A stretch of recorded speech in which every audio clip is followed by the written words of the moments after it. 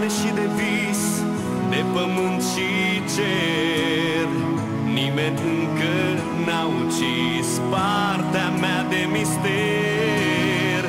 Am văzut și trenuri cum s-au dus fără de folos. Ficțiunea a fost sus, iar noi toți mult prea jos.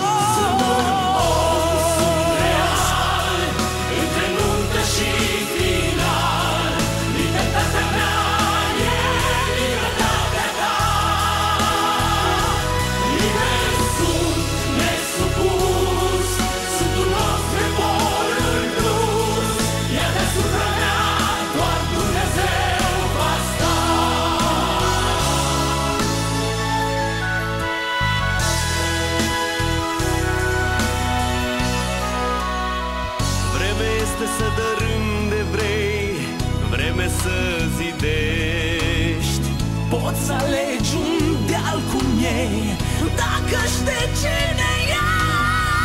Am văzut nebuni și înțelepți aruncați fișa.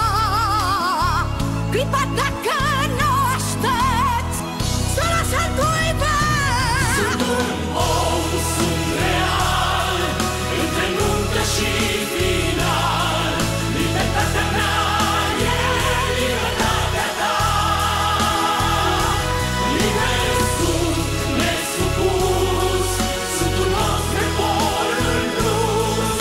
E deasupra mea, doar Dumnezeu va sta. Sunt un om, sunt real. Pentru alegerile de la toamnă, care pentru noi sunt foarte importante, noi vrem să dăm cu adevărat un președinte democratic României. Cred că Partidul Național Liberal are această obligație față de români, față de România, să dea un președinte cu adevărat democrat. Colegii